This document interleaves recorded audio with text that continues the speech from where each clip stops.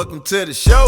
We hope you have a blast. Thanks for making time for the Dealer Talk podcast. Another business leader, here's a penny for your thoughts. This ain't a regular conversation, baby. This that Dealer Talk. Yeah. What up? Welcome to another episode of the Dealer Talk podcast. This is your host, Herb Anderson. Thank you so much for tuning in. Charity Ann Farmer, what's going on? How you doing? What is up? Happy podcast day. Yes, it is indeed a podcast day. That was weird. Yeah, you kind of just indeed. were like, yes, indeed. And there was like a pause there. Like, yeah. I don't know. I'm not in my game. How you doing, kid? Doing pretty good. Right on. How was your Friday morning meeting? It was funny. It was really funny today. Okay. Not repeatable funny. Oh, why? Well, you can say anything in here. The guys accidentally said something that he... Like what? It was a turn of phrase that he used the wrong phrase, and it became very funny very fast. And he was bright red. Right on. That's how those go sometimes. Yep. The automotive industry for you right there. Yeah, for sure. All right. Well, we have James Gilboy on the show today. So he is a automotive writer and specializes on EV. So we're going to be talking about Charity's favorite subject, electrification.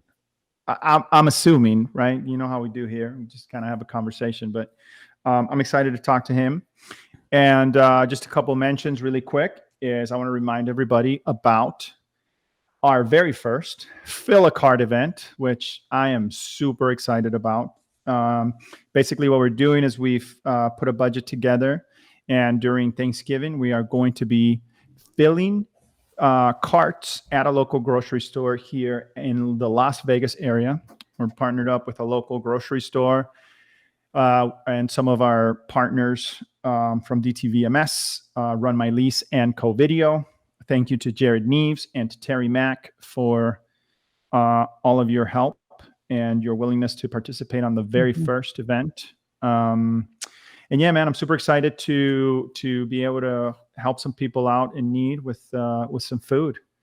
It's it's just a cause that's near and dear to my heart, and I'm stoked that we're doing that. This is the first one, but to have the budget that we kind of put together to kick it off with, I think it's pretty awesome. Any thoughts on that, Charity? I was just thinking as we were talking, my favorite holiday, hands down, is Thanksgiving, because food is such a central part of happiness for me. So why do you laugh?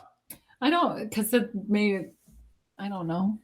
It is a huge central part of happiness for me. I think that family and connectivity and the way that there's so much that comes from just being able to have enough food that you can enjoy life more.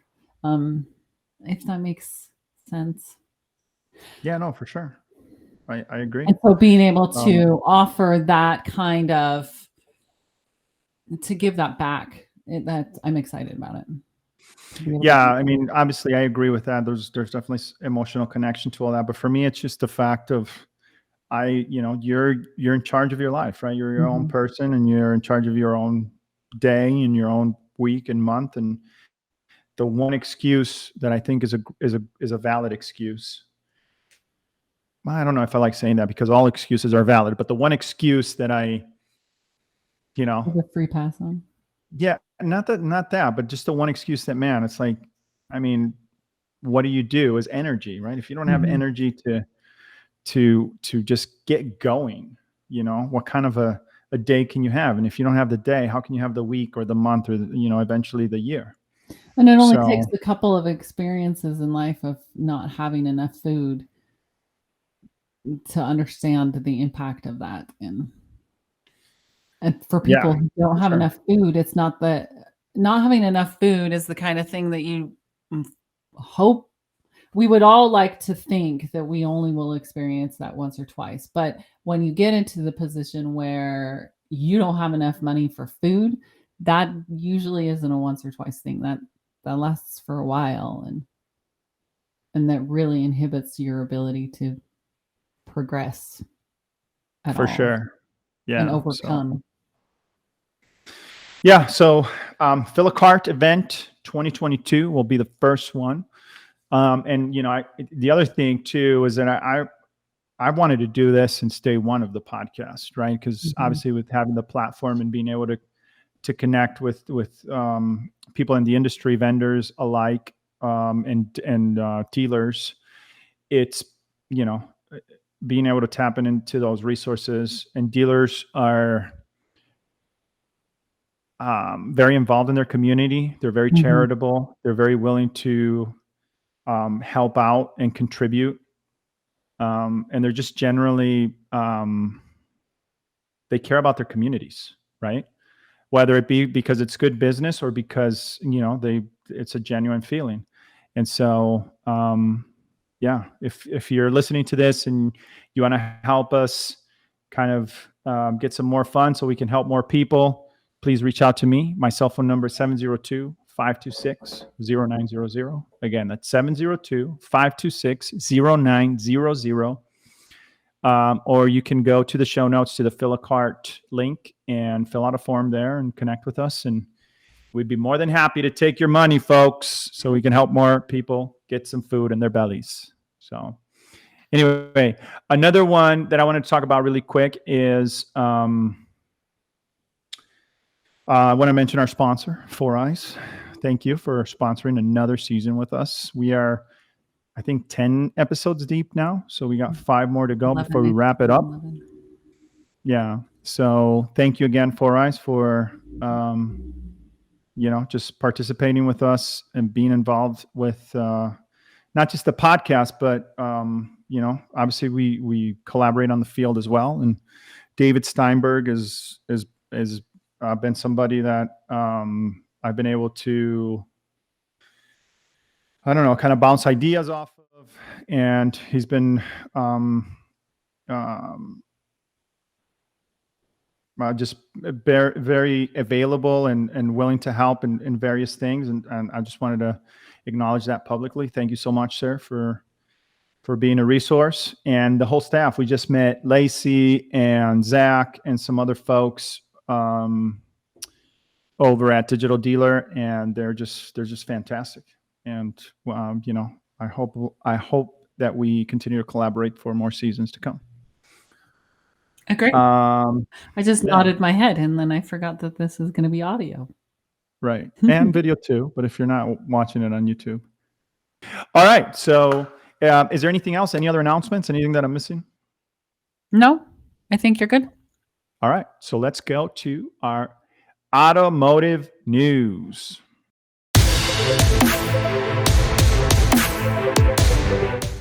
Automotive news for today. Sometimes I wonder if there's this, it goes through my head. I wonder if you and I will accidentally run up to the same articles, and then because I get to go first, then you won't have any articles. All right. So the FTC has started their crackdown. So it comes. The Washington Post put out an article. A dealership in Maryland has been hit with $3.38 million settlement for illegal hidden fees, or illegal fees. What do they call them? Junk fees, and discriminating against Black and Latino people by charging higher interest rates for them. The article's kind of long, so let me see if I can find a really good clip. They marketed certain used cars as certified or inspected, but when a customer came to buy the vehicle as the advertised price, the dealer added hundreds or thousands of dollars in fees falsely characterized as required, the FTC said. In one case, the buyer of a certified pre-owned Nissan Rogue was advertised for $24,000 was charged an additional $2,400 in illegal fees for reconditioning and the recertification. Well, and aren't those? Is December the deadline? Isn't there's some major No, we changes passed happening the here in deadline. December? The deadline was Hmm. like days after our podcast dropped. I was in a meeting just yesterday, and No, they no, I were- know, but there are some changes coming down, some compliance issues that we need to be Mhm. ready for in December. Oh yeah, that deadline. Yes, we have to have. We were just talking about it in a meeting yesterday. They've got a, because I'm in a dealer group, so sometimes we have sales guys from the other buildings come over, and we were trying to figure out how, because we have to have passwords on every single one of the computers. So how we were going to be able to utilize what we'll have to like have one computer for the guys in the other buildings or something. We haven't figured that out yet logistically. Yeah. So Yeah, there's a lot of them. The email, we had to switch our email provider too for that reason. no, and there's other things like vendor compliancy as well. Like there's, and I don't know the specifics, but I know that there's something coming down for vendors that they're going to have to sign some agreements and things of that nature. Although that one could be local, it could be a state mandate and not a something that all dealers need to adhere to. I'm not 100% sure, so I don't want to quote here, but I know there's some stuff coming down in December for sure. The other one that this article said was that the buy rate, that one of the reasons that they got hit really hard is that the buy rate would be 5% for one customer and then 7% for another one, based on racial profiling. So, well, I mean, if we tisk. do the thing, then we got the exposure. Here's one that I wanted to cover, and it's kind of in line with our guest. So, and it says here, BMW is hanging in there with hydrogen. Here's a quote: "After the electric car, which has been going on for about 10 years and scaling up rapidly, the next trend will be hydrogen. When it's more scalable, hydrogen will be the hippest thing to drive," which I don't know, man. Like I hear, I know Toyota has talked about that.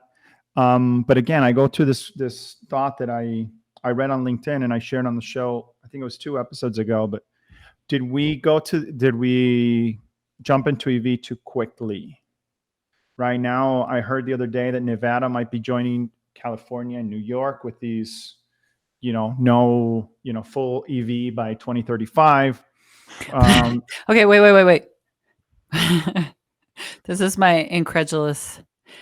So a lot of people, when they think of Nevada, they think of Las Vegas. Nevada is very...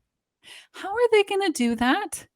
There's nothing in Nevada. There's no charging stations. There's literally hundreds and hundreds of miles without cell phone service. There's less cell service in Nevada than anywhere else in the country. And they want to go EV? Well, I mean, if again, my point is whether they do it or not, that's still debatable, right? But And I would really like to see them try to get all of those mining towns to go from their 1-ton trucks to Teslas. Well, I mean, the point is, did we jump the gun too quickly, right? That's what I'm trying to say. Is hybrid, and I don't know if hydrogen is the better solution, but is hybrid something that makes more sense? Does it, satisfies range anxiety? It still gives you the opportunity to kind of test it, get your feet in both worlds, sort of a deal. So, but yeah, and then what do we do with if we do crank up the production of these EVs? What is that going to do for mining of lithium and all these? Like there's just so many different considerations with that. We the Sequoias are going to all be hybrids, and everybody just assumes that means that you're going to get better gas mileage if you have a hybrid vehicle, but the Sequoias won't.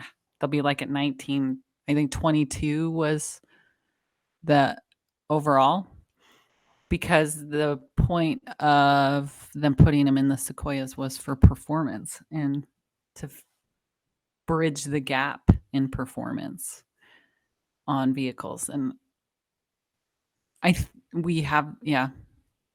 that that's going to be an entire thing as well. Like, how are we actually using hybrid vehicles and EVs? Are we using them? Right. Correctly? Yeah. Let's see. Here's another one. Where is it?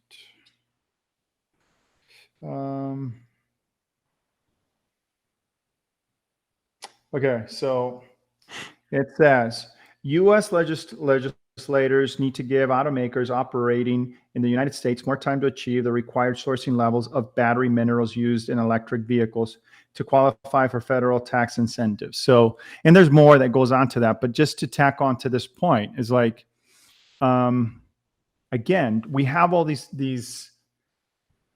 I see the effort, right? And manufacturers committing and states committing.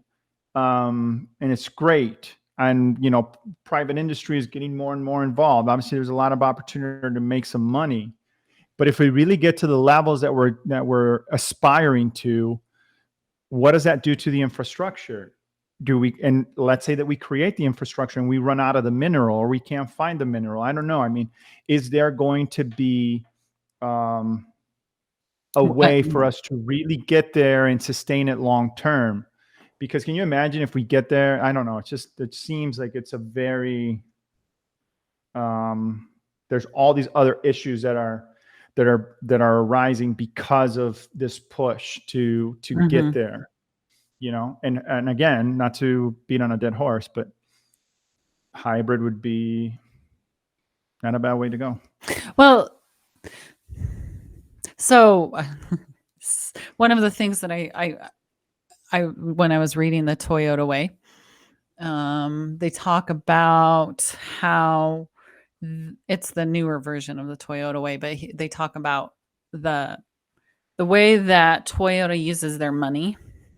They get a really bad rap for it, but because they put a lot of money away, and then when COVID hit and everybody's panicking, Toyota wasn't really panicking at all, because they don't have to.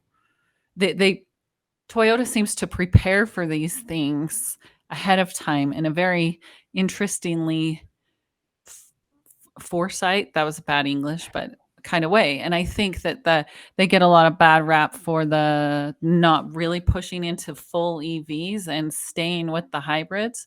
And I don't think that they're dumb for doing that. I think that they're very smart to stay where they're at and say, you know what, let's just stay in this area for a little while and see what happens before we move on. Yeah, no, for sure. We'll see. I mean, time will tell. It's definitely some interesting. We're in some interesting times on the. And I'm excited to talk to our guest about this. But where are we going to be? How is the electrification of vehicles playing into autonomy and eventually connected car? If there's any type of correlation there. Because one of the things that I enjoy about my current vehicle is just the accessibility that I have to it on my devices, and not having to carry keys or any of this other stuff. So excited to talk to Mr. Gilboy about that. Here are some stats from the last week that I want to share with everybody. So, geez, I lost it. Dang it! Where did you go? All right. Hang in there. Hang in there, folks. We're gonna find them. Let's see. I have this automotive news folder now. Do you? So then when these things happen, I can access them quickly. Okay, so this is market data from the last week. So it's the 21st, so 10/10 through, the week of the 10th. Edit that out. So what's funny about that is that I've been holding a sneeze in for like 5 minutes. Okay. Are you ready? Or are you going Yes. to sneeze? No. Okay. So here's the information. New inventory sales down by 31%. Yikes. Used inventory sales are down by 34%, but shopper volume has changed at a pace of plus 7.25%. And then engagement is down about negative 5%. And then inventory count is up about 75%. Oh, Dude, that hurts my heart. I know with everything going on right now, it's getting scary out there, folks. So here's an excerpt here from an article. Inventory levels are up over 500,000 units year over year and 90,000 units month over month to make up 42-day supply. Full-size pickups and luxury cars are leading the growth. It's crazy to me. Well, I guess gas prices are going down, but still, with the question is this, or not the question, but the thought is, I was having a conversation with somebody, and I might have talked about this on the last episode, but I'm talking about it again. If you have bad credit right now, I mean, do you really care about, if you're 18 or 23% or whatever? Does that really matter? You're just happy you got into a car, right? But if you have good credit and you went from 3 to 8% or 9% or whatever, I don't know, man. And then it's a $70,000, $80,000 car. That seems like, yeah. My interest rate went up significantly. So, okay, refinance. Well, yes, of course, that's on everybody's mind. But the reason I bring this up is because, I mean, look at those stats. And it's very hard for some dealers, is what I'm noticing, to adjust. Mm-hmm. Everybody's still on the plus 100% pricing, and I don't know how real that is in this market. And then you're going to start running into issues with age. You're going to have some aged inventory, and that's going to become a big problem. So you have to start looking at your pricing. You have to start being more strategic, I guess, if you're not doing so already. The reason why I wanted to bring it here on this public forum is because I'm seeing a lot of stores that are not taking those things into consideration.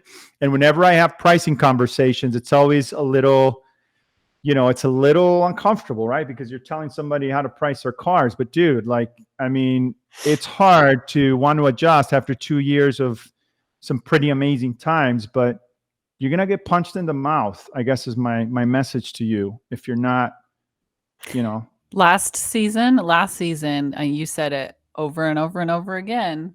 This is the time to get your shit together and to straighten things up, because what you used to say, like, the tides come out. Now you have time to see all the rocks, and that tide's going to come back in, and you got to be ready for that shit. Here we go.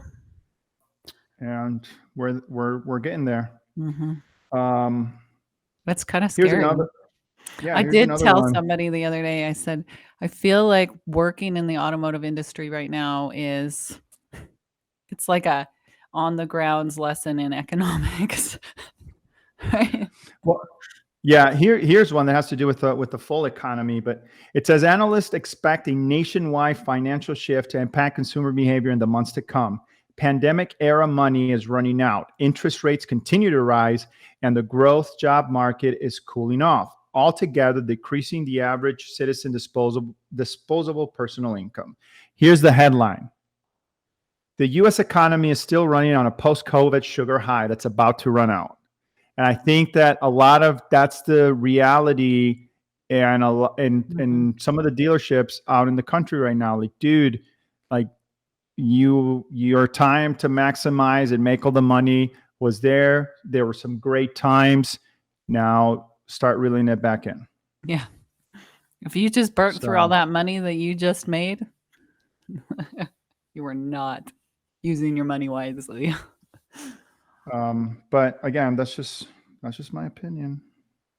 I really hope that, I hate saying these things because I don't want to be the doom and gloom guy, but like it's the writing's on the wall. Alrighty. Anything else? No. Alrighty. Cool. Well, that's our automotive news. We're going to have links to that. I just sent you that report too, so you can include it in the show notes so that folks can have access to it and read the whole thing. So all this information in full, if you want to read any of those articles, it's going to be in the show notes. So make sure to go there and check it out. Let's go into our blog post of the week. Blog post of the week. Right on. Hey, have you ever been to a rodeo before? I don't think that I have. Not in the American tradition rodeo. So we have this thing back home that it's called coleadas, and that's where you go and you rope a bull. Like there's a bunch of people and horses, and you kind of rope the bull until you get the bull down to the ground, and then you tie his legs up and stuff. So there's that, but not like here where you get on the bull. I mean, we're not that crazy in Venezuela. Okay, but it fascinates me that you've never been. The PBR is in Vegas every year. PBR being professional bull riders. Yeah. No, I know. If you're a professional bull rider, hi. That's funny. One of my good friends, he's a GM at a store. He's super into that, and his sons are super into that. Jay Holcomb, shout out to you, sir. Cowboys. Yeah. So yeah, and he's been out there a couple of times, and he's we talk about that stuff. He talks to me about it. You need to go. Yeah, maybe one of these days we'll check it out. Do you know the answer? You know the answer because you read the blog post. How long do you have to stay on a bull? Not only did I write the blog post, but I didn't put that bull riding stuff was yours, but it was, like it was a team effort. It was a team effort. Yeah. 8 seconds is the answer. How do I know? It's because it's in the blog post. So, 8 seconds, which it's a long period of time when you're trying to stay on the back of a bull. But Herb, also, what else is 8 seconds long? Yep, that's exactly right. Careful now. Let's keep this PG-13. What?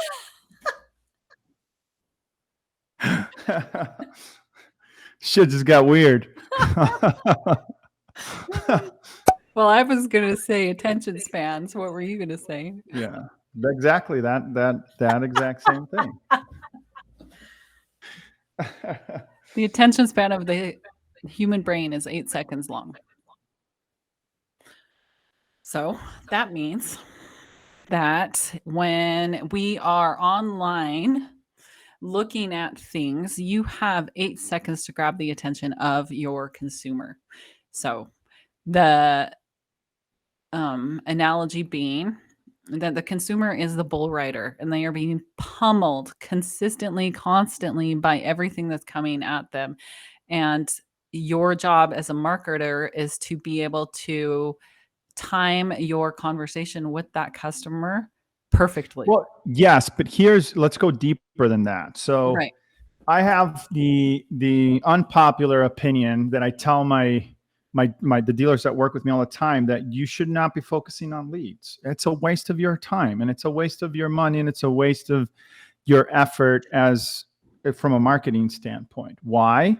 Because only 29% of people that visit your website are going to submit a form. And why are we wasting our time on the bottom 29% of consumers, and we leave the 70+% out of the equation, and we don't take that into consideration. Like, you're better off removing all that crap that's on your website. Just get rid of it all. Just be done with that. Be different. I'm going to challenge you to be different than the rest dealerships that have 50 million CTAs on their website. Have one, just one, right? That does everything. That you can calculate your trade on it, that you can calculate your payment.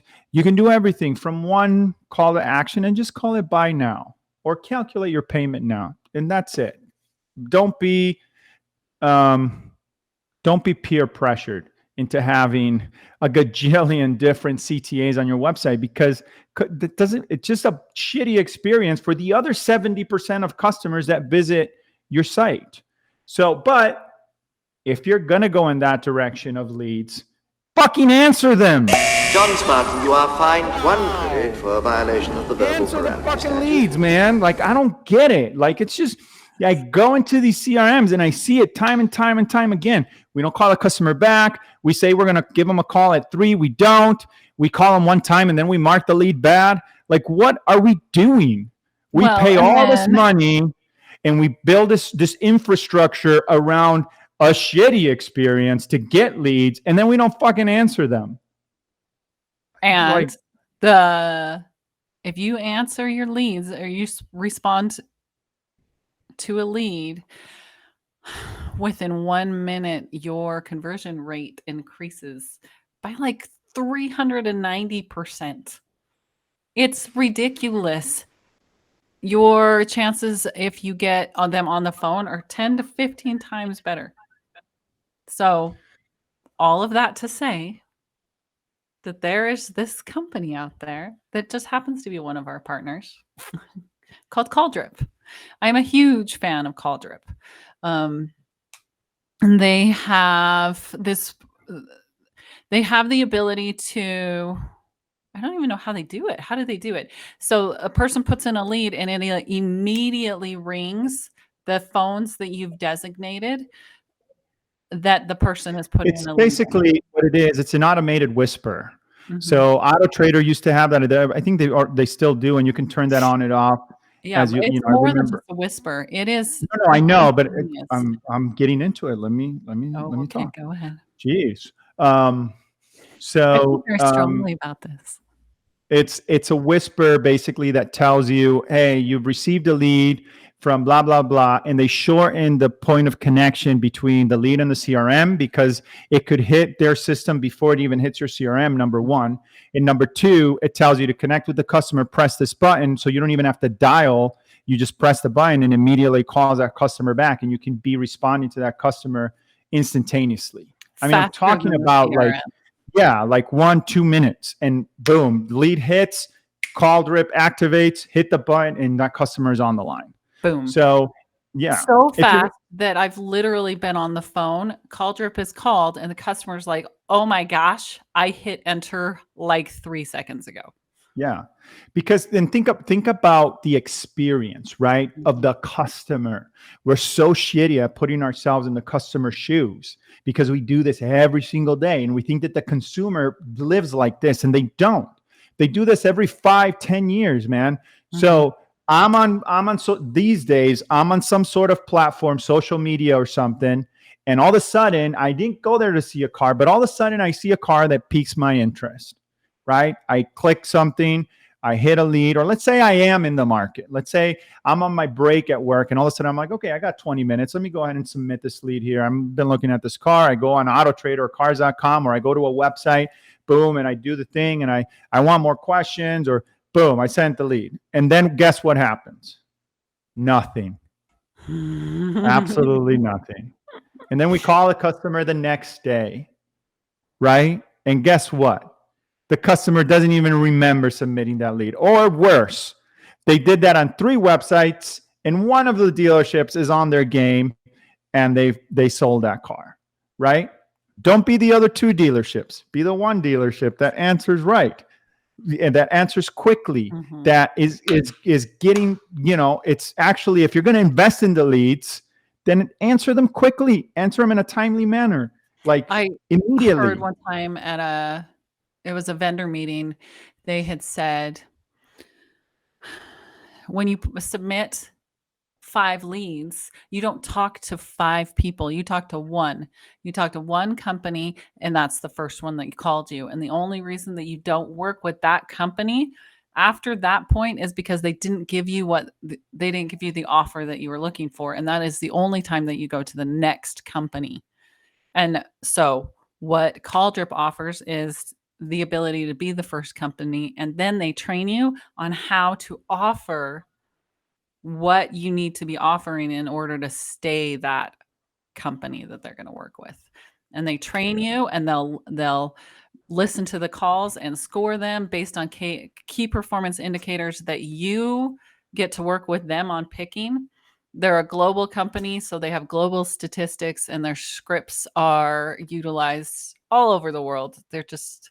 Yeah, I like that part of it. I like that they have scripts too, and they help you build scripts.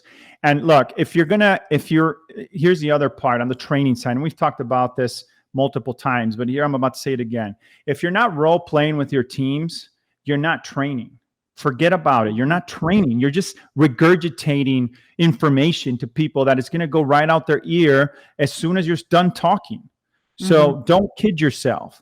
Like, listen, if you're the tippy top, right? If you're the Mac daddy at your dealership or the Mac lady, right? And you got the position because you're freaking amazing at your job, then fucking train everybody else to be amazing like you, right? Why would you not do that?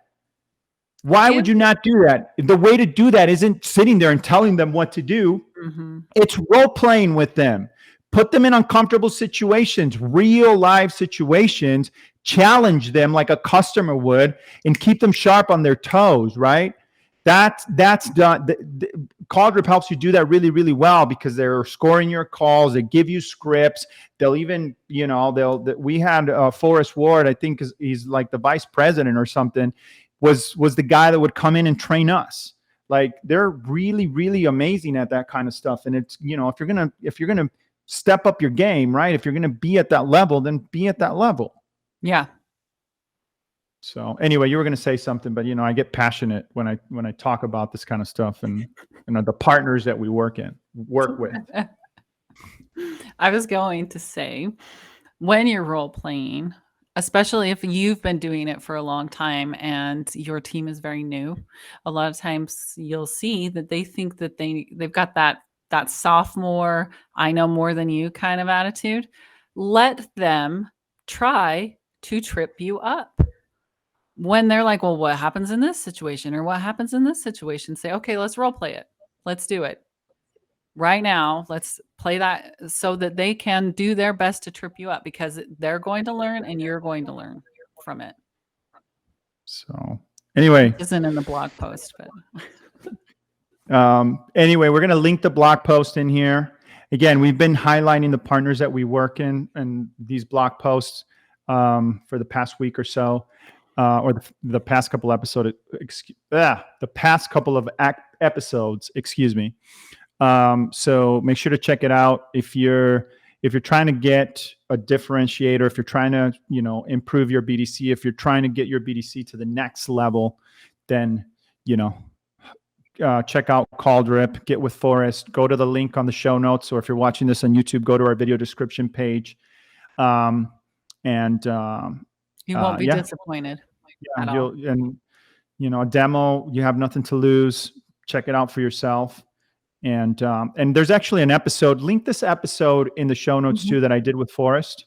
Yeah. Because in that episode, at the midpoint of that episode, watch it on YouTube, because at the midpoint of that episode, we do a screen share and Forrest actually demos the product. It's got all kinds of stuff in there. You can review. There's scripts, there's scoring, there's a whole dashboard that you can look at to help you with the KPIs and all that stuff. So anyway, all right, that's it for our blog post of the week.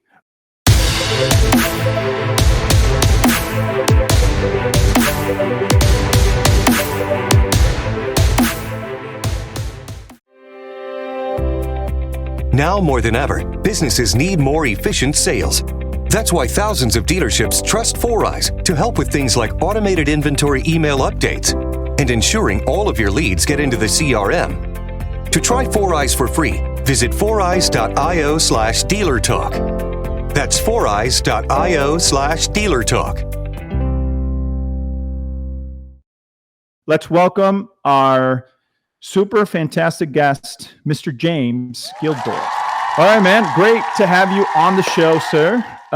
We kick things off here with an intro, so tell us about you. Well, I have been in the automotive media business for a good 5.5 years now. I have ended up kind of pigeonholing myself as the EV guy at The Drive.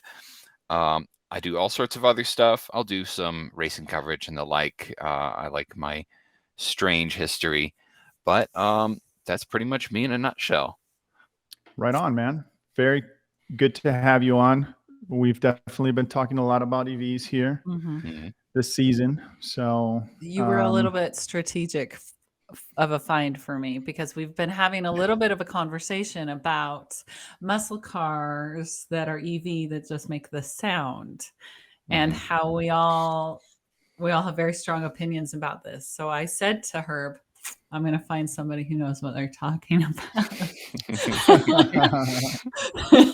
Well, thank you. So. I'm guessing you've been mainly talking about the Dodge Charger Daytona EV, that concept car. Yes. Yep. Yeah. I mean, with that whole, what they call it, the Fratsonic exhaust, whatever it is. They've got a really funny name for it. I don't know. I think it sounds a little bit exactly what you expect, you know? Maybe a little too, I don't think it's quite exotic enough of a sound, personally. I sort of want it to be something a little bit battier. So it's too perfect. I think it's a little, I don't think they're thinking outside of the box with it, is what I think. At least not with the exhaust sound, not with the the sort of fake exhaust kind of thing. I do like how it looks for the most part, though. So you've seen one in person? I have not. I mean, obviously, a lot of people I work with have, but I mean, we've all heard the sound. It and she might be overselling it. I'll say that. So my thing with it is that I think that two things. One, I think that we're looking at EVs as your typical ICE vehicle when it comes to these comparisons, and it's just not. Like when you get an EV, it's the best way I can describe it. Paul Daly said it the best, in my opinion, on Michael Cirillo's The Dealer Playbooks podcast. He said they're appliances. And I kind of like that description because it's almost too perfect. You know what I mean? Like you hit the accelerator and the car just goes. It's very clean. Everything's controlled like with a screen. And I don't know, man. I just don't. I think that there are some car enthusiasts out there, especially those types of folks that buy those kinds of cars, that are not going to settle for that kind of stuff, right? They're going to want the imperfections that come with a muscle car. So I don't know. I think a lot of the EVs we're seeing in this early stage of their production, they're going to be inherently more appliance-like because they have to appeal to larger audiences. Niche EVs, I mean, it's the same business case across the industry. If you want to appeal to a smaller number of people, then you can afford to do something a little bit stranger. But right now, everybody has to get their foot in the door. At the same time, I would say that most of the EVs I have driven have been better drivers' cars than most of the kind of comparable, combustion engine vehicles, because when you take out the slack of throttle response, in many ways, they're kind of more engaging to drive than again, a gas powered equivalent, because they're more reactive. I would agree, though, that there's a long way to go as far as character and maybe in some areas feedback to make them more engaging. But I mean, even a car like the Kia EV6, I found was like really surprisingly nice to drive, like more so than even some dedicated performance cars I've been in. Right That's on. the one that you drove across the Outback. That is. That's how I found you as I was reading that article, and I was like, oh. So I want to know all about that. Did you run out of battery at any point in time? We did not. We got pretty awfully close once. But I mean, the gist was we were going 1,700 miles across the Australian Outback because we wanted to see what it was like to try to charge an EV in, about the most desolate place that you can even operate one. And we pretty much made the journey. I'd say that the hairiest moment we had was we were fighting some headwinds from the Nullarbor Roadhouse. It's this desolate little stop in the middle of a treeless plain the size of Nebraska. We left there early in the morning without enough range to get to the next place. We had headwinds. It was this 5.5-hour slog to our next stop, and we got there with 2 kilometers of extra range after doing about the last hour, about like 30 to 40 Ks below the limit. So think Wow. doing like 37 in a 70 zone. So, so range anxiety obviously is one of the things that is associated obviously with these vehicles. Was that a part of that journey for you guys? More so than we expected, but I'd say it was more a matter of figuring out how to get the car just to go as far as we needed to, and that was pretty much as simple as slow down a little bit. This journey was already going to kind of look like it was already going to happen at a pace that we couldn't dictate, so sort of we accepted that. I would say that not as much once we figured out that we needed to manage it and how we needed to manage it. Because this was a journey that is not something you can expect to do in a hurry in the first place, just because of the distance to begin with. Yeah. So I have an electric car, and in the first couple of drives, because I drive 4 hours a day, typically for my work commute. And the first week or two, I was like, oh, dude, you know what I mean? And then it was like now I'm in the routine and the groove of it. I don't even think about it anymore. It's not even, It was such a significant shift from the way that you'd been thinking that it was stressful at first. Oh yeah, huge. And then after I got the charger installed in my house, then it was even less, because I knew at least in one direction I was covered. And I just had to figure out the other portion. Which EV do you have? Tesla. I got a Model Y long range. Yeah.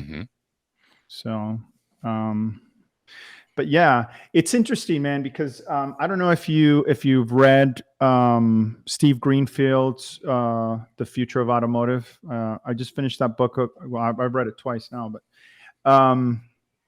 he starts the whole narrative with the connected car, and he's kind of talking futuristically on how the car is like interacting with the user. And a big part of that to me is where, in order to really get to that, level 5 autonomy, which I know we're years into the future for that, but in order to achieve that, I think this is the first step, because with all the integration, like, what I love about the car, about the vehicle that I have now, is the accessibility that I have to it through my phone. I don't have to carry keys. Everything's there. I can add things OTA if ever I want to, that are available. Obviously, I can control the climate on the car before I ever get in it. I can, I have the self-driving feature, so I can actually summon the vehicle if I want to, and it'll come to me. You know what I mean? So all these things that it is super cool and dope. I don't know how else to say it. Like, when I think about where we've been in the transportation wise, I just think that this is a step in the right direction. And I don't think that you can achieve those things. Well, I guess if you connect a computer to an ICE, but I don't, you know what I mean? How would you do like these remote updates that they're doing on a regular basis? How would you know what I mean? Like, I don't know. What are your thoughts on that? I believe that that's already integrated into a lot of legacy automakers' infotainment and onboard electronics at this point. It's not something that is at all exclusive to EVs. And you're already seeing that with tons of technologies at the forefront of the automotive industry, like automated driving assists. I got to test GM's hands-off version of Super Cruise with towing at their testing ground. And I mean, that's out there on the GMC Sierra, not the EV, the one that was just revealed this week, which I'm sure you've seen already. But a lot of these technologies are not in any way exclusive to electric vehicles. A lot of them are coming to, frankly, traditional products with high the profit margins of their own. I mean, case in point, I believe the best execution of, again, GM Super Cruise is currently on the Escalade, which is, again, a very traditional product. But again, EVs are very much a chance for the automotive industry to show off, like, okay, here's what we can do. Like they're what we call halo cars, if you've ever heard that term. They are manifestations of the highest technology that a car maker can kind of cram into one product. Yeah, there's definitely, I don't want to say progress, but I can't find a better word to describe it. It just, I mean, just the fact that we're using fossil fuels, but then you talk about EV and that's fossil fuel based too, right? So, I mean, not directly to the car, but the electricity part of it. And, we talk about how it's good for the environment, but, the batteries aren't so great for the environment. So it still has some of those elements in there. There is a story on that actually that we did over the summer that you might like. My colleague Peter Holderith and we calculated the likely battery CO2 emissions, the manufacturing stage emissions of a bunch of different EVs, and then their realistic upstream carbon emissions included it was for a bunch of EVs, but it was mainly to contextualize how much of an improvement electric trucks are. And even if you assume like coal-fired power plants and the like, EVs are still cleaner from a CO2 perspective, but that's that's sort of over time, and it also kind of glosses over the fact that their higher curb weights mean more tire particulate emissions, which are a very under-acknowledged source of pollution. So it's not necessarily as straightforward as replace this with this and everything will get better. Right. You have different scenarios that pop up because you have a different form of pollution that'll start being a problem. Well, and that's my take. But before I want to talk more about that, because I have a point I'd like to get your perspective on, but I don't want to leave what we were talking about quite just yet, because if my question is this: do you think that how do I say it? I know that for some ICE models, like Mercedes-Benz is a great example. Like they have their app and you can do a lot of the stuff through your phone in some of these higher end cars. But do you think that the rest waited too long to introduce those things? Or, you know what I mean? Do you think if maybe those features were available 5 years ago, from a consumer standpoint, would there have been more engagement, less resistance to EV?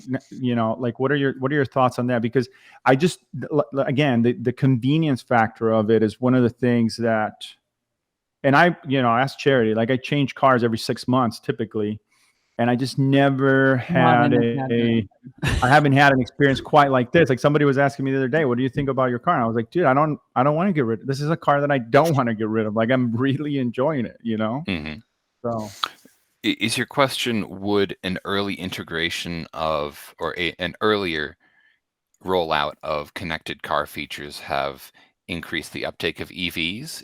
Am I not EVs, but do you think that it would be not okay? So we have ICE and EV, right?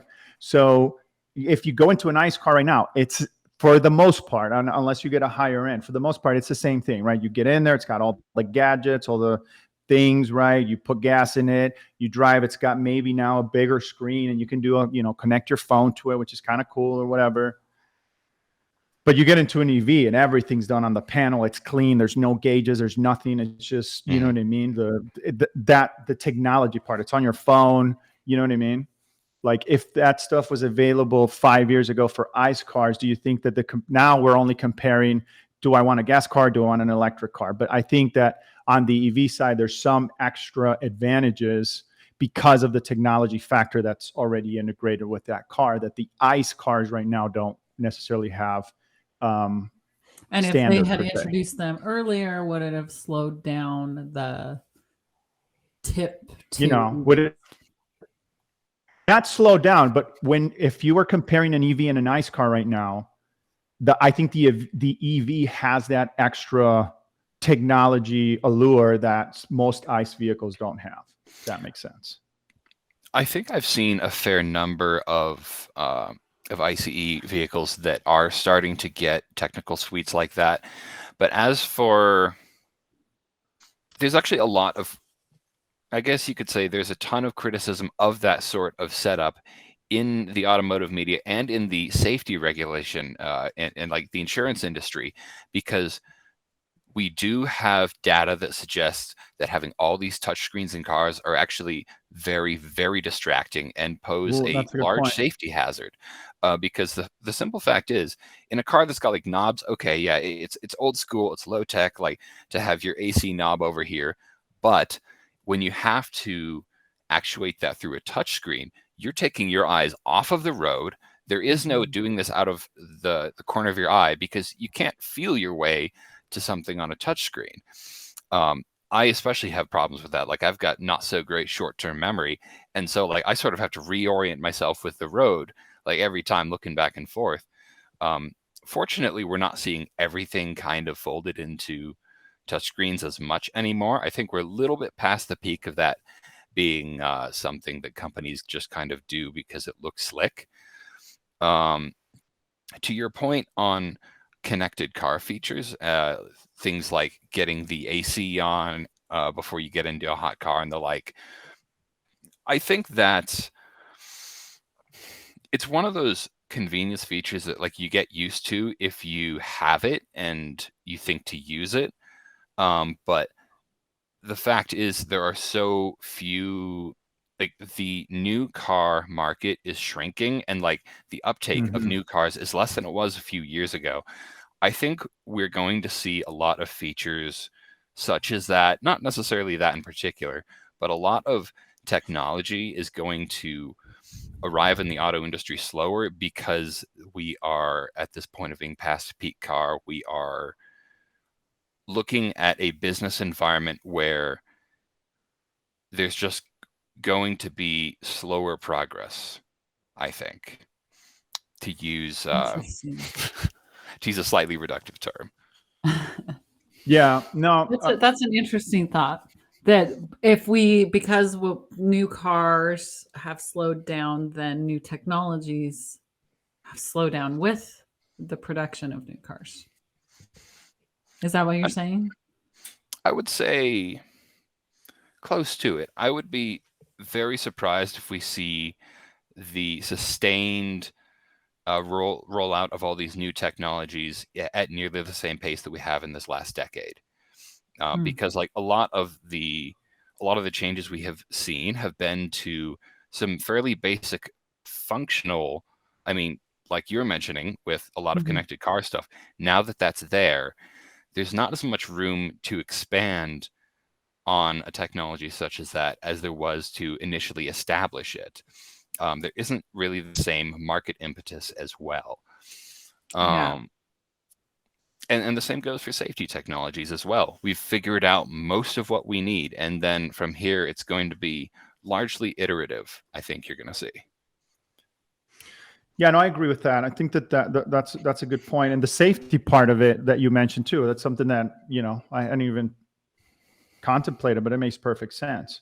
Although, I guess that's why, some of these, well, I speak from my experience. I really haven't driven any other electric vehicle, so I don't want to talk out of ignorance, but some of the features like the autopilot or whatever allows you to kind of, do those things in a quick version and then get back to, to driving. Or if you have the, like I have like the self-driving feature as well, then, although you still have to have your hands on there, you get a couple of minutes to go do your thing and then, get back to driving or whatever.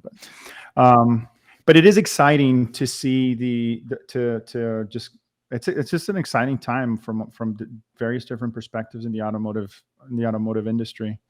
And just the thought that eventually in the future, maybe not so distant now, even though it's still years and years away, but to have a car that's completely connected, that's completely autonomous, level 5, that could do all these various things for us. I mean, I don't know, man. I'm optimistic. I'm hopeful that I'll be able to experience that in my lifetime. I think that would be super dope, to have been a part of the era that, kind of like the combustion side and the way that it was done for 100 years, and then get to a point where it's like a completely different mode of transportation, connected,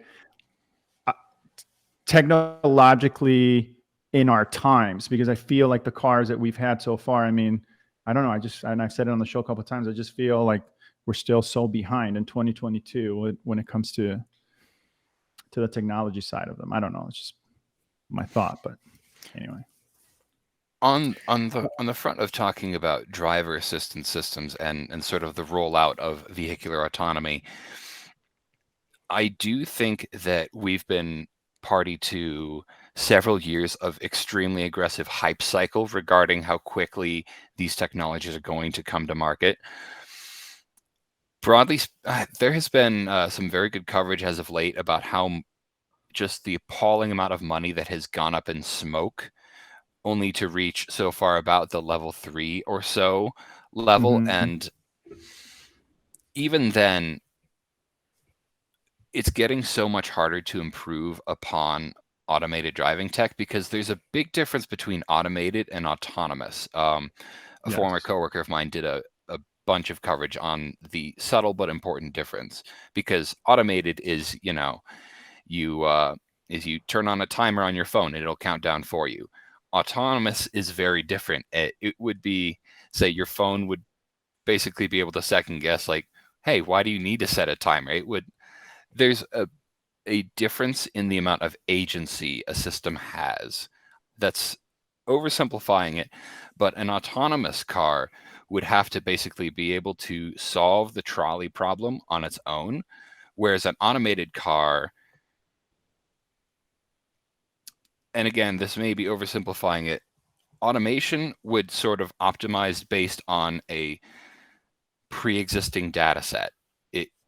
Automation is, this is not my area of specialty, but an automated assist goes, okay, this is my okay.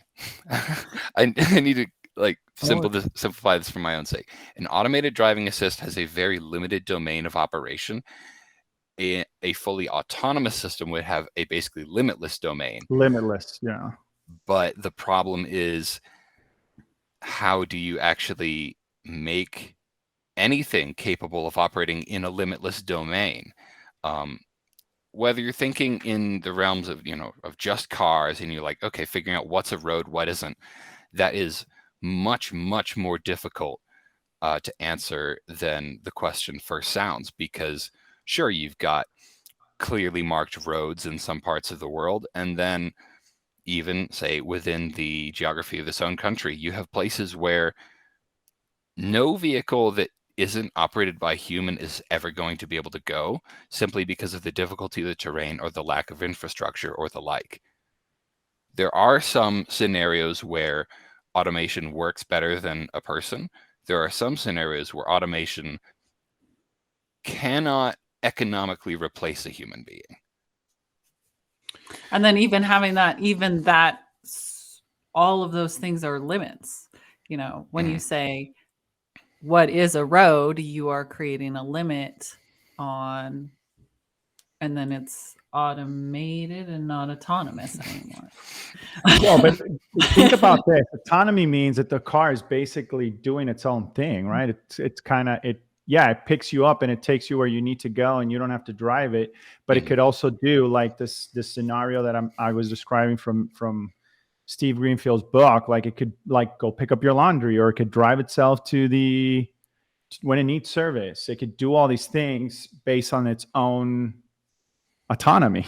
I guess. Right, but then I also like what James just said. Like, we're looking at that from a very strongly infrastructured culture. We're like, oh, that would be really cool. But you stick it in the middle of the Outback, and it's a whole different scenario. Yeah, for sure. And from a global perspective, it's that's an interesting way to look at it. Well, also, sorry, not to interrupt you. No, go ahead. You mentioned about like sending your car to run errands for you. That very quickly runs into a problem that city planners have been discussing for decades. It's a phenomena called induced demand, which is where the demand for a commodity, broadly speaking, changes in reaction to how much of the commodity there is. And frankly, if you don't have to be in your car, you don't have to ever think about, spending time in traffic, right? And so what happens with everybody is trying to send their car to run errands, but they don't personally have to invest any time. Like you're getting very quickly to a point where all the road networks would be swamped with vehicles with nobody in them, but the roads would always have the same capacity. And unfortunately, enlarging roads, all the data points to enlarging roads actually worsening traffic. So I think the idea of us sending off our cars to run errands for us is probably a bit too fanciful to ever happen. Although there are some pretty efficient ways to make that happen if we'd like. Well, so then the bigger question is, in your opinion, do you think, I know that there's other issues to consider, right? There's regulation, and there's infrastructure, and there's all these other things. The real question is, in 2022, do you think that we have the technology available today to have a car? Like if we wanted to make a car, be level 5 autonomy, could we do it? Or do you think that the technology isn't even here? Because my take, like I mentioned earlier, is that, dude, I feel like we should have something cooler. You know what I mean? And that's why I like kind of where we are right now, because at least it's evolution. You know what I mean? So I would ask what you mean by technology. Like, do we have everything that we need right now? Like, as far as, connectivity with the car, like the car, sensory speaking, can we make the car like, do we have the technology, the capability right now with AI and all these things to really make a car, go and drive and pick us, and maybe not pick up stuff, but at least drive on its own without ever touching the steering wheel, get us from point A to point B while we take a nap or are distracted doing other things. So to level 5, no, but something that fits the definition that you just gave me of like, is basically driving for you on a very limited scale that already exists. If you look towards the Cruise program that General Motors is running in San Francisco, or some of Waymo's operations, I believe they've got some going in Arizona, there are already some systems that are managing something close to that within a limited geofenced area, which basically every single vehicular autonomy expert I've listened to has basically come to the same conclusion, that we're going to see that sort of functionality roll out in geofenced small locales where they have properly, well, they can sort of map the infrastructure and then sort of navigate not only dependent on sensors, but also on pre-existing mapping data that they themselves have gathered or that they scanned beforehand before even launching the vehicles into the environment. As for doing so from city to city, now that's more difficult. Again, there's progress toward that. I hate to keep going back to GM, but they are one of the leaders in the commercially available, basically, vehicular automation in that sort of area. They are working on something that will allow you to do door-to-door hands-free legally, but I don't remember what the timeline is on that. I believe that's supposed to come out on a couple of their products within the next couple years, but yeah, I mean, it's just an interesting thought, man. Like, I know that and control the spaces that already exist, but it'd be nice to see that, to know that, and that's why I asked a question about level 5. Do we have the technology available right now that if we wanted to, if we didn't have the restrictions of other factors, external factors, could we press that button and do it? And it's encouraging to hear your thoughts on it not being the case, because what I like about that is that what are we going to discover in the process of getting to level 5, right? If we had the technology already available today and it was just a matter of regulation and infrastructure and all these things, then I mean, it is what it is. We already have it. We just have to overcome these other steps. But the fact that there's still other things in the queue that we have to get right on the technology side of the vehicle in order to get there is encouraging, because again, what can we discover in the process of getting there that we don't know? So I'm personally highly skeptical about there ever being an SAE level 5 autonomous vehicle that can be privately owned for a variety of reasons. Any company that develops that is going to have a perfect kit. Okay, assuming a company did develop that, and to your question on whether we have the technology for that, the short answer is no. And the amount of money that Google has spent on Waymo, Google, like massive tech giant, can't get that working. Not yet, because it's truly of a monster of a problem that's far more complex than it would sound on paper. Mm-hmm. As for, I don't remember what I was saying before that. Can you remind me? No, yeah. So I like where you were going with this. I think what you were going to say is that if somebody invented this, why would you have private ownership? Because now you have the ability to take over the entire market. So not only that, like, if a company to begin with had any sort of, if they did have a legitimate level 5 vehicular autonomy system out there in any form, they would want to maximize the revenue from it. That it would, I guarantee you, it would only be available via subscription. But the bigger reason for that is because the legal liability would, and I think this is another reason why we may never see level 5, is because what is the legal liability if the vehicle does end up getting in a crash? Even if it's not its own fault, where does the responsibility lie? On the simple fact is, well, okay, no, this is my opinion. I'm not going to try to package it as fact, that the liability for autonomy systems that do take the driver out of control and remove the legal liability from the driver, where does it end up? It ends up on the company that's putting out this software and this hardware. And car companies are some of the, for all we want to say about them being kind of boring and dull and slow moving, they have a century of figuring out that rushing some technologies to market can be a giant disaster. I mean, as we've seen, I'm going to again use General Motors as an example, but this is an example of a mess up. Your check's in the mail, man.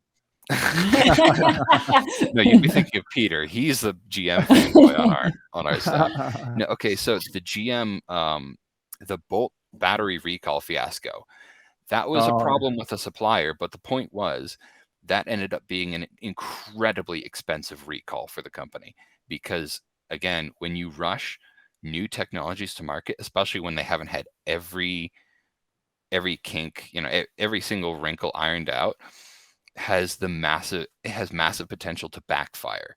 Sure. And vehicular automation is one of those new young technologies that, frankly, if it goes wrong, and the times that they have gone wrong, they have killed people.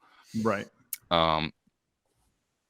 You're looking at like, who wants to take on that responsibility? Who's going to be the first over the fence? And will it pay off for them? Yeah, but I mean, the first one through the wall is the bloodiest, right? I mean, it's the way that it is. But right, but then, I mean, to James's point, who wants to do that? Especially when it's costing you billions of dollars. Like, you literally have to just burn through money to figure it out. People like I don't know, like Elon Musk, like Jeff Bezos, Right. like Who can there afford are people to out there. Well, of course, fall on that sword. I'm not going to be the guy to do it. Like, I mean, at the same time, if you're putting the technological might of the likes of Amazon and Google behind this technology, and you're fundamentally coming up short, right? Right. Yeah, but I mean, there is something about human ingenuity that's I don't know,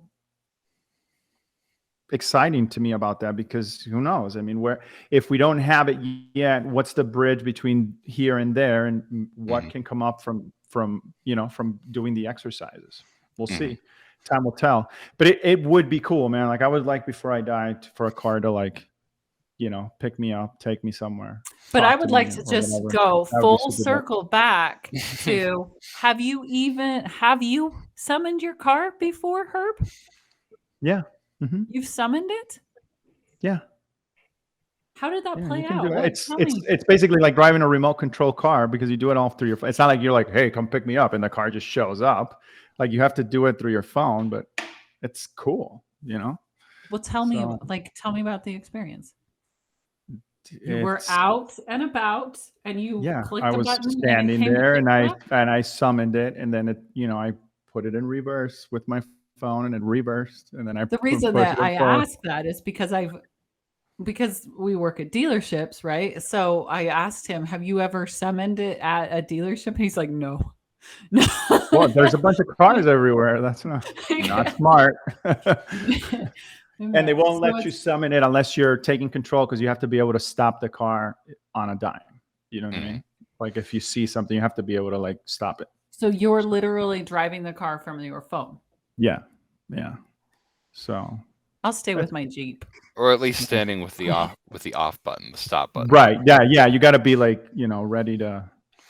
Because I bet if you not you particularly, but if somebody were using Summon, there are videos of Summon going a little bit awry in parking lots at times. But I'm sure that if something were to go wrong, suddenly I bet a judge would have some very interesting questions about what it means to drive your car, if you know what I mean. Yeah. Well, it's funny because there's this lawsuit now for that full self-drive feature. And is this the class action one about full self-driving? Yeah. And the day I found out about it, we got an update, and then the next day the subscription wasn't working. And then it said you had to request permission to be part of the beta or something like that.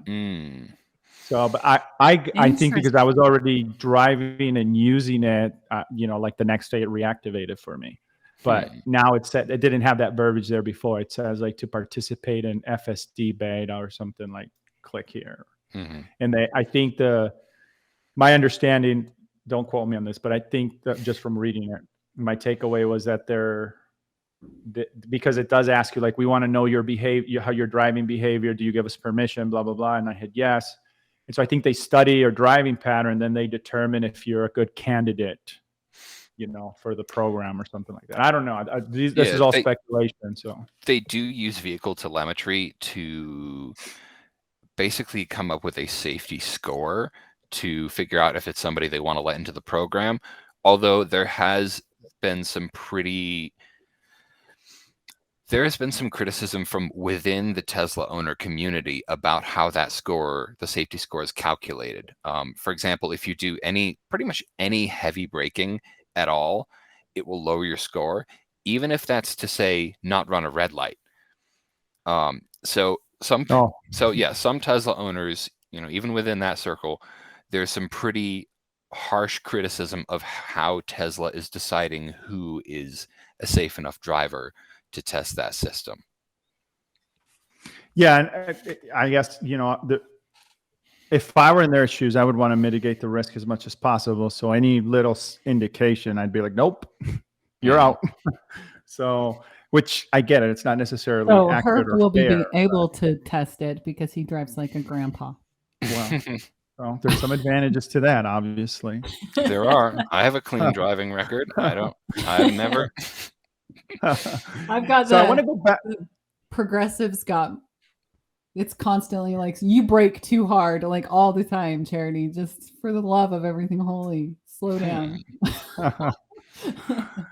I want to go back to, not to completely change subjects, but I'm about to.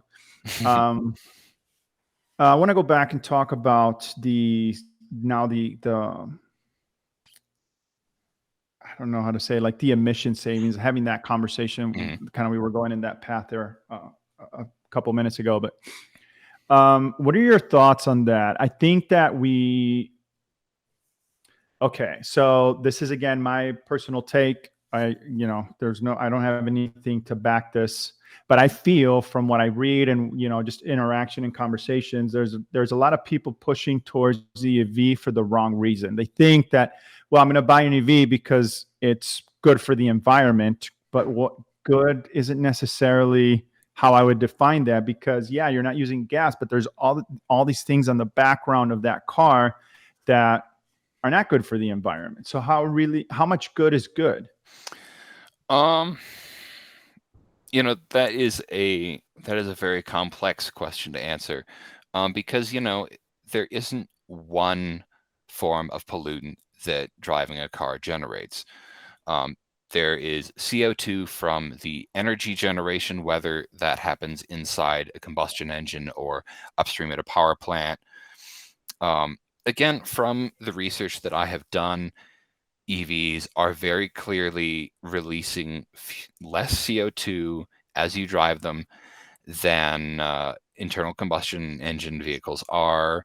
Sure. Even when you account for manufacturing impacts of battery, when you account for the CO2 emissions associated with battery manufacturing, you will find that over the vehicle service life, the EV will still have less in the way of carbon emissions, especially like if the plant is powered by renewables. However, it's still not really that simple because, again, there are tire particulates that are kicked up that are, in fact, I believe I read, the biggest source of microplastics in the ocean is, just stuff that's come off of tires.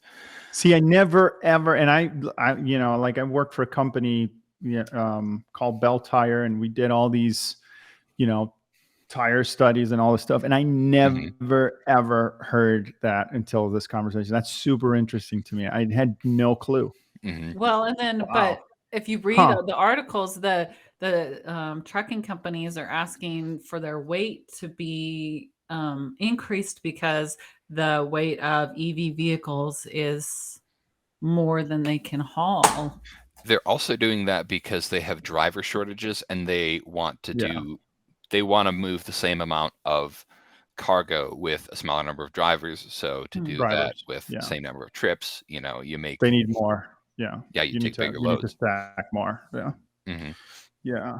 So I'm sorry, I didn't want to get you off track here, but so the particulates, back to the environmental.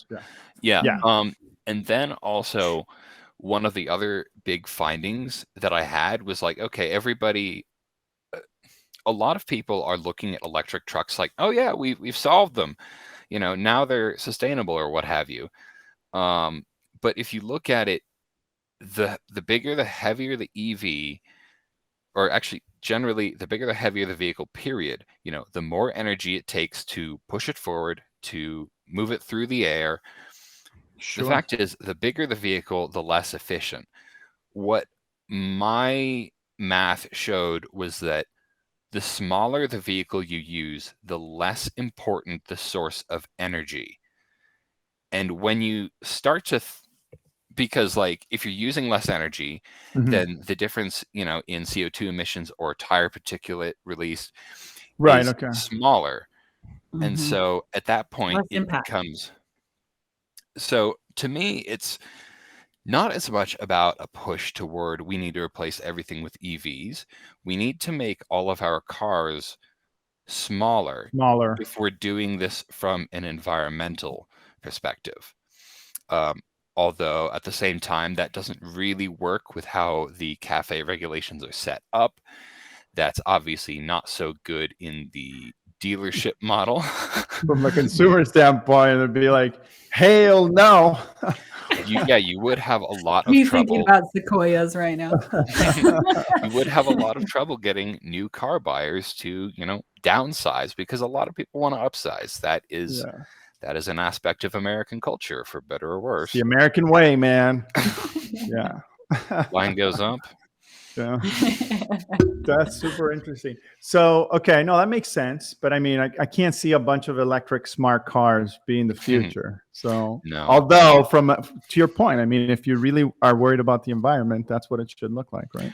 So Yeah, but the flip side to that, though, is if you have an entire population of small vehicles driving around, the quantity of small amounts adds up. after a No, while. because you regulate that too.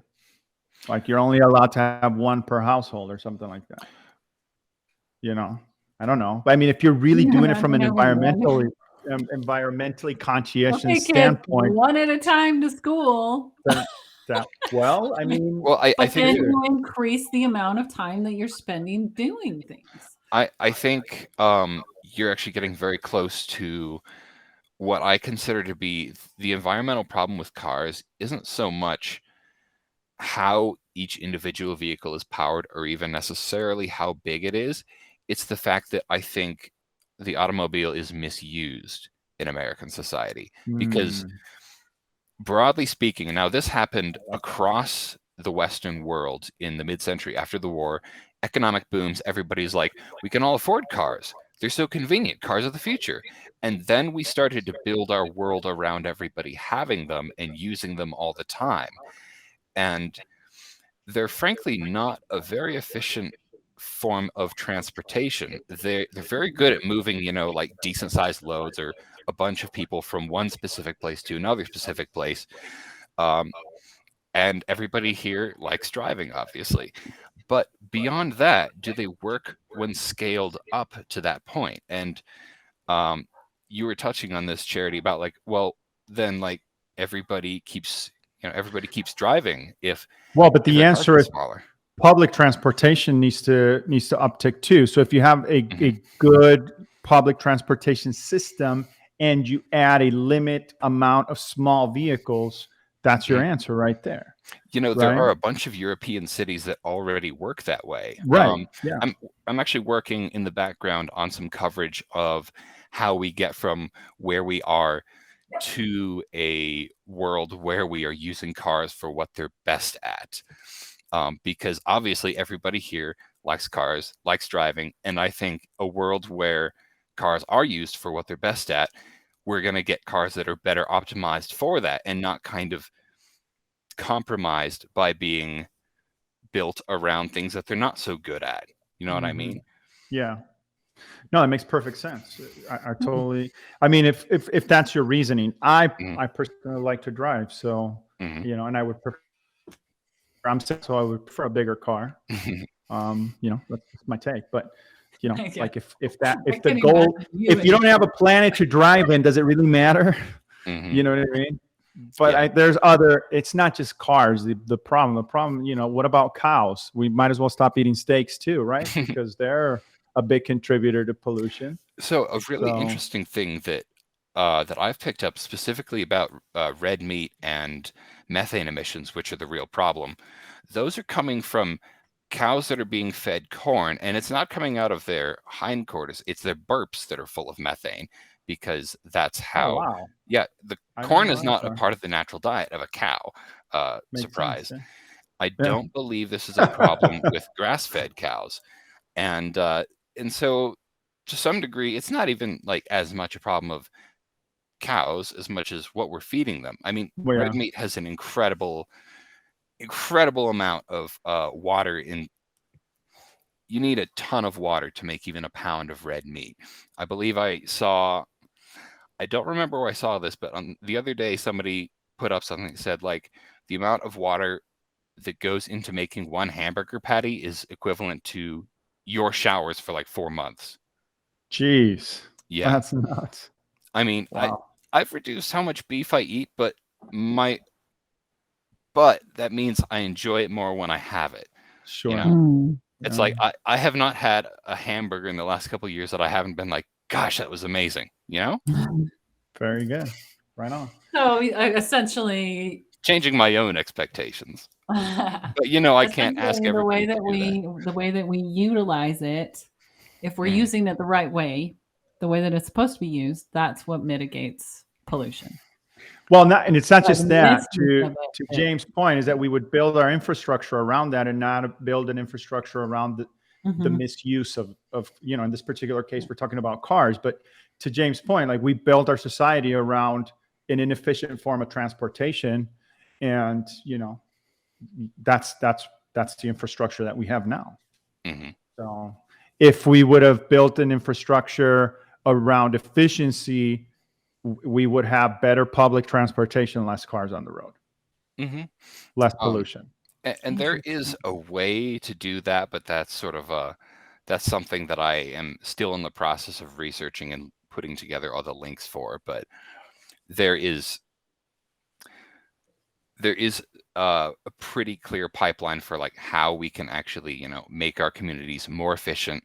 And also, if you've ever been to a place like Amsterdam, you go around these places that are kind of not car centric, and you're like, wow, this is really, really nice to live here because it's quiet and you can. I was just going to say, yeah, I was just going to say. So I did. I've done Automechanica in Frankfurt in Germany several times, and I love going to that show because the way that the culture there, it's like it's very not car based. Like a lot of people are riding their bicycles. Everything's walking distance. You know what I'm saying? Like it's just and gas. At the time the last show I was there, gas was astronomically expensive. Yeah. So it makes sense that you know what I mean. Like it's not like the car is a weekend thing. It's not an everyday thing. Mm-hmm. So and it's very apparent. Did you say that was like a mechanics trade show out there? Yeah, it's called Automechanica. I think it's the largest automotive show in the world. It's not like the Frankfurt Motor Show. Is it like something different? Or yeah, it's different. Yeah, I mean that's the name. It's Automechanica. I know they have it in different countries. Like I went to one in Argentina too, and then one in Mexico City. Mm-hmm. But the Frankfurt one, it's like 9 Las Vegas convention centers in one or something like that. It's humongous. It's huge. So and it's everything, cars from auto body paint, everything, like all kinds of different things. So that's got to be interesting because then you're gonna go through that and be like, oh, there's a lot of thought put into this one particular area of the car that I've never thought about. Mm-hmm. Yeah, no, for sure. Is there like 2 acres of people going like, no, we have the best NVH phone? Yeah. Exactly. That's exactly it, man. You walk into, and at that time I was exporting polyurethane and auto glass, and walk into that section alone. It's like, one SEMA show dedicated just to that particular thing. You're like, oh my gosh, like there's just so much here. But so we're getting close to that time, but there is one thing that I wanted to ask you here before we move on, and that's so we read, because EV has been a big, although I've tried to avoid a lot of it this season, it's been a big topic of conversation. There was an article, and Charity, keep me honest here, but there was an article about the Leaf in particular and the way that their system works. It takes Bidirectional. energy, but it gives energy, right? And that really got my attention. It got my mind spinning because what was the quote there, or the statistic? It If was every EV did it that way, it'd be more than the the grid that we have right now. bidirectional charging. So do you know what this is? Yes. It's okay. Sorry. No, it's okay. You're gonna. I bet some listeners don't know what it is. You know. Well, okay, so the bidirectional charging means that when you're charging your vehicle, it is also giving back to the grid, and then you can use that to power other things. I can't remember what the statistic was though, but it was stunning. Yeah, so like when you leave your car hooked up, your battery becomes grid storage. Yeah, I think maybe the reason why you heard that in particular with the Leaf is because the Leaf was designed around the CHAdeMO connector. There are multiple plugs for fast charging. We really only got 2 in the US, and CHAdeMO was the less successful of the 2. It's now pretty much being phased out. But the big deal with CHAdeMO was exactly that you're supposed to be able to feed energy back to the grid and, be paid for it because it's grid storage. But that is, from what I've seen, another one of the big arguments in favor of EV adoption, that like suddenly we are going to have all this private grid storage, and you're going to have like the capacity for, you're going to have a power reserve that's going to come in handy at the time of, say, a blackout. Although the Leaf is probably not as well suited to that as a lot of other EVs because it has an air-cooled battery, which means it's basically wearing out more quickly than a liquid-cooled battery, which is the standard in the industry. So do you think that that'll be something that ever becomes, or is that going to be one of those things that they have everywhere else in the world, and then America's like, we're going to use miles? So I think Nissan, I haven't checked what the Aria uses, which connector that uses, but it can be done with the other plug as well, the one that we use. And in fact, there were a bunch of stories during this last hurricane. I don't remember what it was called, but there's a bunch of people with their F-150 Lightnings who are doing that. There are a bunch of people with Teslas who are powering their houses off of them, although I think Tesla doesn't want you to. But but that is rapidly becoming a thing with EVs in the US as well. Interesting. That was an article that I found extremely fascinating. I like all of the residual things that, when you come up with this. One of my employees asked me one time, so where's the niche that nobody knows about that I can make millions of dollars? And I'm like, well, that's the game, isn't it? Where's nobody knows. That stuff's fascinating to me. Anyone who knows won't tell you because they're the one trying to make the money. That's why I never take stock advice. When somebody's like, oh, I'll sell you stock advice, it's like, no, they've taken the good advice for themselves, and like now I'm their mark. That's a good point. Yeah. My view is like, if somebody is, if by the time I'm hearing about a potential investment, then the people who've made the real money are ahead of me and I'm too late. Yeah. Right on.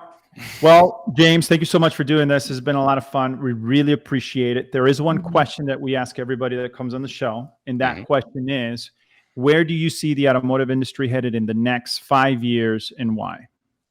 5 years. I think everybody's going to go as hard on EVs as they say they will, but we are running up on a global lithium supply shortage. And so I think you're going to find a fair amount of companies that struggle to scale up EV production or keep their promises for EV production that they have already made.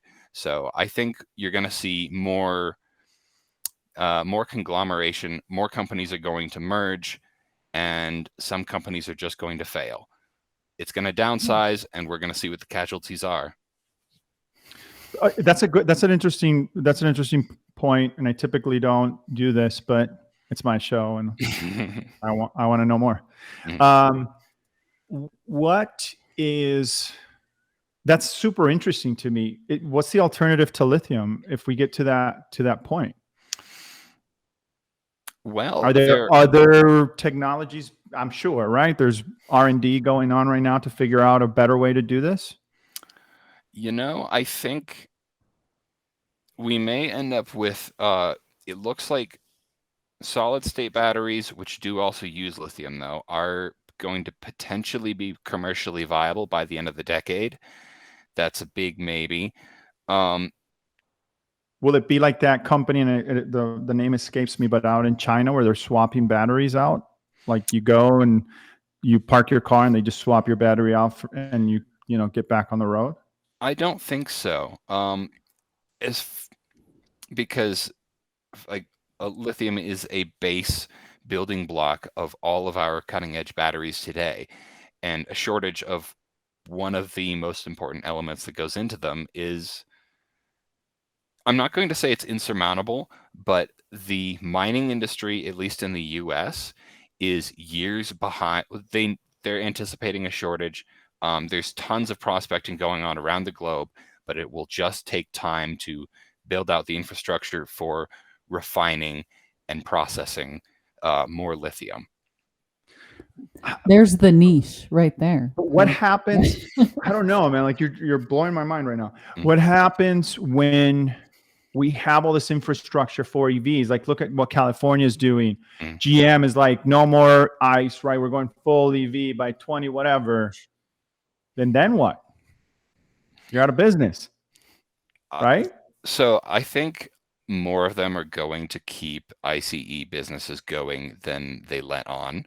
I mean, if you look at Toyota isn't putting all their eggs in one basket. Yeah. Toyota has been widely criticized for its antagonism towards EVs, although their chief scientist, super smart, man. Their chief scientist is a very sharp guy, and if you read interviews with him, it's clear that he's like, okay, there are some things that you're not going to be able to as easily replace an ICE with a battery EV, just because of the differences in energy storage and how it's used and released and refueling and such and such. EVs are going to have a bigger part in the market, but there will still be demand for cheaper, more easily, well, I don't know about more easily serviced. There will be a demand for ICE vehicles as we know them for a long, long, long time, even if that market is greatly diminished. Right on. All right. Well, there you have it, folks. Mr. James Gilboy, thank you so much for doing this, man. We really appreciate it. Thanks for having me on. Thank you, everybody, for tuning in. That is all the time that we have for today. And as usual, we'll talk later. We only host a well-respected. The vendor Lexus Nexus. We don't sell digital marketing. What you do? We inspect it with our DT vendor. Man is missing. Now more than ever, businesses need more efficient sales. That's why thousands of dealerships trust 4Eyes to help with things like automated inventory email updates and ensuring all of your leads get into the CRM. To try 4Eyes for free, visit 4eyes.io/dealertalk. That's 4eyes.io/dealertalk. If you're going to go in that direction of leads, fucking answer them. Fucking answer them. Fucking answer them.